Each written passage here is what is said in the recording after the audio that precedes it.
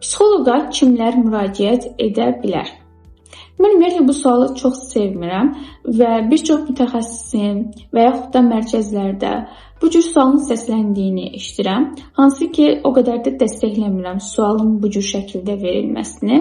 Çünki qarşı tərəfdə və yaxud da cəmiyyətdə elə bir fikir formalaşdırır ki, sanki psixoloqa müraciət edən insanlarla psixoloqa müraciət etməyən insanlar arasında müəyyən bir ayrımcılıq var. Ona görə də bu şablon sual yerinə psixoloqa nə zaman müraciət etməliyik, bu haqda danışmaq istəyirəm. Çünki hər birimizin həyatında elə məqamlar yaşaya bilərik ki, mütləq şəkildə psixoloqa müraciət etməyimiz gərəkli olar. Bəzi hallar var ki, psixoloqa müraciət etməyiniz, professional dəstək almağınız mütləqdir. Bəs bu hallara nələr daxildir? Biz bu videoda bu haqda danışacağıq. İlk xüsusiyyət budur ki, hansı ki bu xüsusiyyət psixoloji xəstəliklərin ilk səviyyəsi sayılır. Bu davamlı və təkrarlanan neqativ düşüncələr və davranışlardır. Bizim psixoloji vəziyyətimizin son nəticəsi davranışlarımızdır. Yəni, əgər davranışlarımızda ciddi şəkildə dəyişikliklər, neqativ yöndə dəyişikliklər mövcuddursa, bu deməkdir ki, sizin psixoloji vəziyyətinizdə də eyni hal irəli sürür.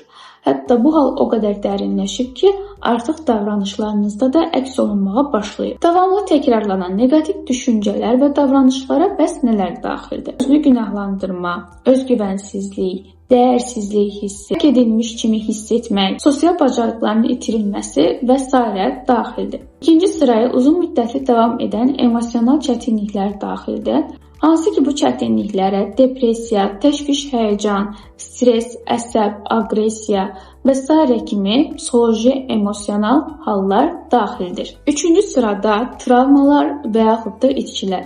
Yaşadığımız travmalar və ağır itkilər, bunlara ayrılıq və yaxud da yaxın hər hansı bir şəxsin dünyasının dəyişməsi daxildir. Ən çox da uşaqlıq travmaları günümüzdə bizim psixoloji vəziyyətimizə təsir eləyir.